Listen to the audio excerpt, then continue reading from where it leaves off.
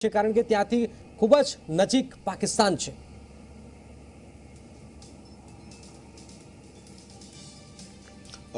जनक हाल में जी 24 कलाकनी team border एरियानो जे जिल्लो छे एटले के कच्छ तेना लखपत तालुका में हाजर छे।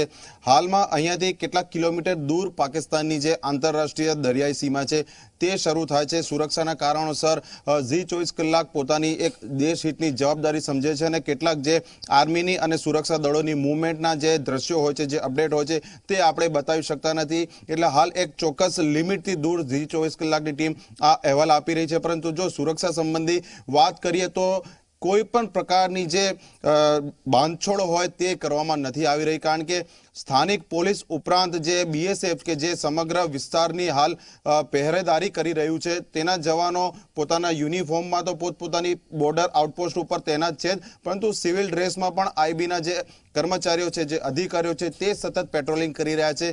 कोईपण प्रकारनी शंकास्पद हिलचाल जणाय कोई माणसनी होय के पछी अन्य कोई मशीनरीनी, कारण के जे रीते गई काले ड्रोन तोड़ी पाडवामां આવ્યો હોવાનો અહેવાલ હતો, આવી કોઈ હરકત ફરીથી પાકિસ્તાન દ્વારા ગુજરાતની આ સીમામાં કરવામાં આવે તો તેને પણ ધોબી પછાડ આપી શકાય તે માટેની તમામ તૈયારીઓ કરવામાં આવી ચૂકી છે। એટલે તમામે તમામ એજન્સીઓ પછી બીએસએફ હોય, એરફોર્સ હોય, આર્મી હોય, સ્થાનિક પોલીસ હોય, अन्य તમામ જેટલી પણ એજન્સીઓ છે જે રીતની વર્તમાન પરિસ્થિતિ અત્યંત તણાવભરી બની ગઈ છે અને જે પ્રકારની પરિસ્થિતિ એક પછી એક મિનિટે બદલાઈ રહી છે, કેન્દ્ર સરકાર પણ સતત મોનિટરિંગ કરી રહી છે ને જરૂરી પગલાં લઈ રહી છે। એટલે હાલ જી 24 કલાકની ટીમ પોતાની એક જવાબદારી સમજી અને બીએસએફની જે નિયત પોસ્ટ છે તેનાથી દૂર રહીને આ અહેવાલ આપી રહી છે। બિલકુલ બિલકુલ આ એક બાબત છે કે આપણે પણ સમજવાની જરૂર છે કે બીએસએફ ત્યાં નજીક છે, છેલ્લો આ કચ્છનો તાલુકો છે અને ત્યાંથી બોર્ડર શરૂ થઈ જાય છે।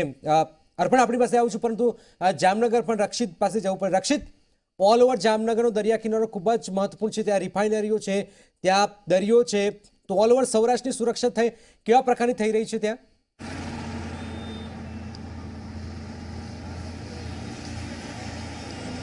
ચોક્કસથી જનક જે પ્રકારે વાત કરવામાં તો સમગ્ર સૌરાષ્ટ્રની અંદર પણ સુરક્ષા છે તેને તેજ કરી દેવામાં આવી છે। સમગ્ર સૌરાષ્ટ્રની અંદર આવતા જે 8 જેટલા જિલ્લાઓ છે આ તમામ જિલ્લાઓની અંદર પણ તમામ જે પોલીસ વડા છે તેમની અંદર પણ ખાસ સૂચના આપી દેવામાં આવી છે। તમામ જે ચેકપોસ્ટ હોય છે તેમની અંદર પણ જે છે તે ચેકિંગ સુરક્ષા છે તેને તૈનાત કરી દેવામાં આવી છે। સઘન ચેકિંગ છે તે કરવામાં આવ્યું છે।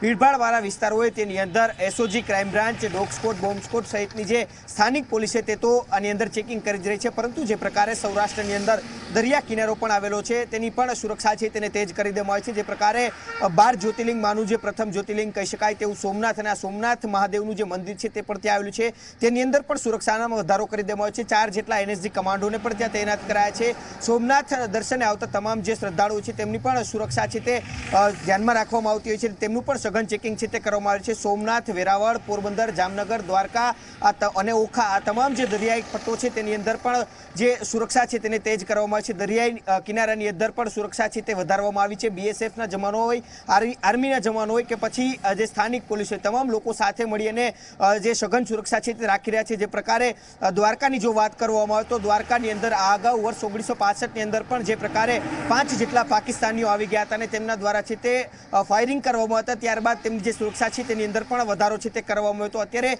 જે દ્વારકાનું જે જગત મંદિર છે તે 4 ધામ પૈકીનું એક ધામ માનવામાં આવે છે, 7 પુરી પૈકીની એક પુરી, એટલે આ જગત મંદિર દ્વારકા છે ને તેની પણ જે સુરક્ષા છે તે Z+ સિક્યુરિટીની અંદર આવતી હોય છે। એટલે આગામી દિવસોની અંદર જો કદાચ આ સુરક્ષાની અંદર પણ વધારો કરવામાં તો આની અંદર પણ વધારો જરૂરથી થઈ શકે છે। અત્યારે ત્યાં આગળ સ્થાનિક એસઆરપી તેમજ જે સ્થાનિક પોલીસ છે, હોમગાર્ડના જવાનો છે તેની અંદર તે લોકો છે તે મંદિરની આસપાસ આવતા લોકોની સુરક્ષા પર તો ધ્યાન રાખી રહ્યા છે। સીસીટીવી કેમેરાની મદદથી પણ આ જે દ્વારકા મંદિર છે તેની પણ દેખરેખ રખાઈ રહી છે, પરંતુ જે દરિયાઈ કિનારો છે તેની અંદર પણ સુરક્ષા છે તે તેજ કરવામાં આવી છે। માછીમારોનું જે ચેકિંગ હોય છે તે પણ કરવામાં આવ્યું છે, તેમના પણ ઓળખપત્ર હોય છે તે પણ તપાસવામાં આવી રહ્યા છે અને તેમની સાથે પણ એક બેઠક છે તે તમામ દરિયા કિનારે અંદર કરવામાં આવી હતી। તેમને પણ જે પોતાની એક હદ હોય છે તેની બહાર ન જવા માટે થઈને એક ખાસ સૂચના આપવામાં આવી છે। તેમને પણ જે દરિયાની અંદર કોઈ પણ એવી બોટ દેખાય અથવા તો એવી કોઈ હિલચાલ દેખાય તો તે તુરત જ સુરક્ષા કર્મીઓને જાણ કરવા માટેની માહિતી છે તે પણ આપવામાં આવી છે। એટલે એકંદરે કહી શકાય સમગ્ર સૌરાષ્ટ્રની અંદર પણ સઘન સુરક્ષા છે તે પણ રાખવામાં આવી છે અને પાકિસ્તાનની નાપાક